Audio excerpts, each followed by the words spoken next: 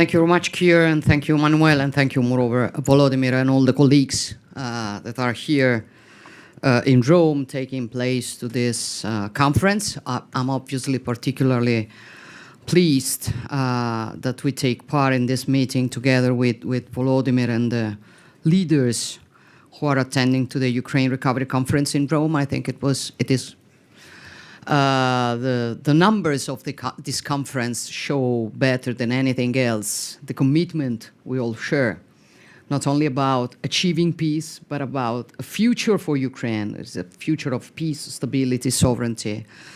Well, the group has long been discussing our shared commitment to ensuring Ukraine a perspective of peace and security. I believe, obviously, that the Ukraine Recovery Conference is part of this work that we do together, the work that we are doing to enable Kyiv to restart economically and to rebuild what has been destroyed by more than 3 years of senseless war is an integral part of the efforts that we discuss in this table.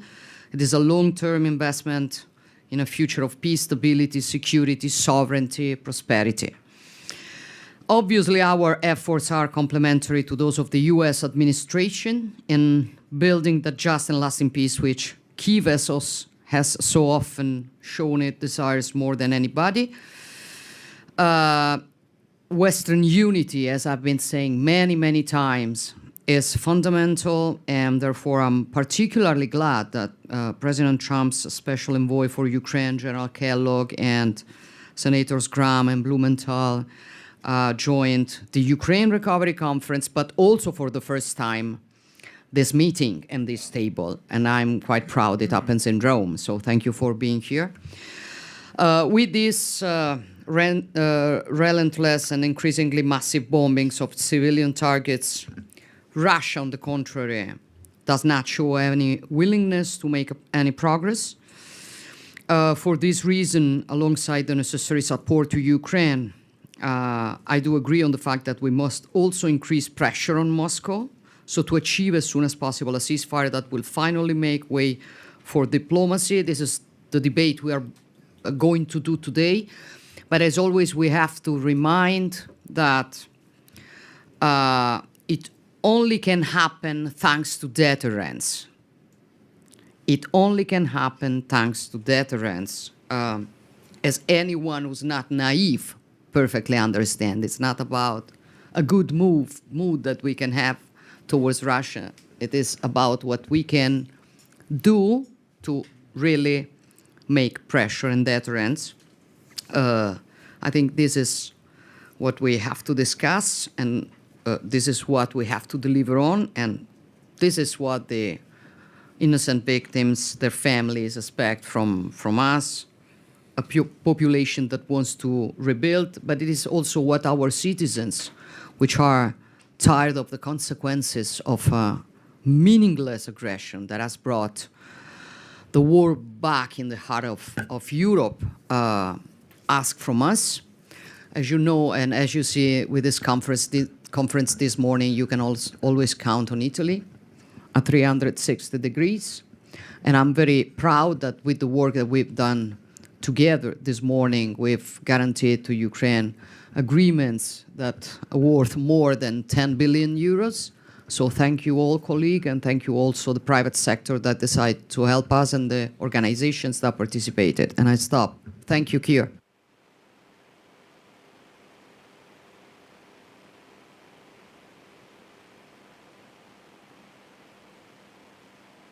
Keir, we don't hear you. Thank you very much, Georgia. Okay. Yeah, thank you very much, Georgia. I was saying, can we bring in Volodymyr, who is there right by your side? So, Volodymyr, the floor is yours. Thank you so much, dear friends. I'm glad to see you all, of course.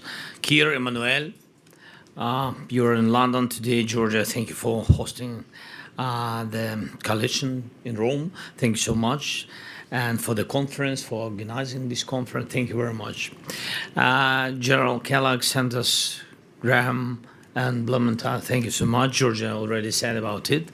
It's so great that you joined this format, and the first time thanks to President Trump, and his signals are very, very important, and we count on it.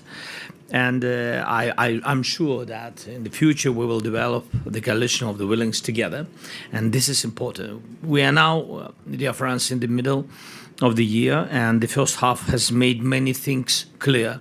It's now obvious to all partners that Russia is blocking all peace efforts, and it was Putin who rejected the ceasefire proposal, including one brought by the United States.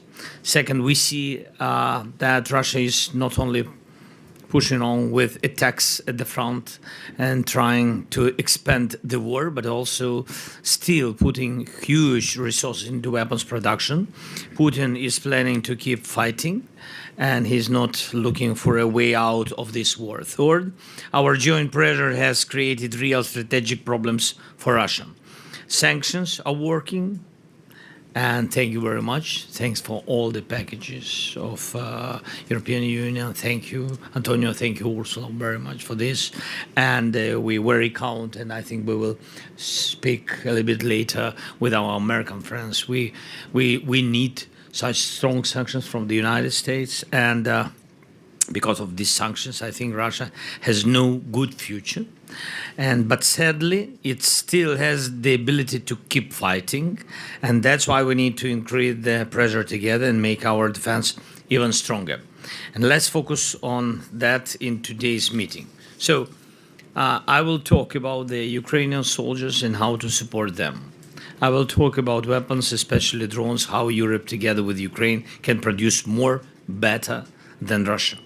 And I will talk about our relations with the United States and defensive capability that only they have, but we need them very much. I think it's in a common interest of the Europe. And of course, I will talk about how we are working on real security guarantees. That what Keir and Emmanuel mentioned already at the very beginning of our meeting. Thank you. And the rest of the details will be shared in a closed format. And thanks to all the leaders who are online, VDC and here, yes, joined in our meeting. Thank you very much, Vladimir. And let's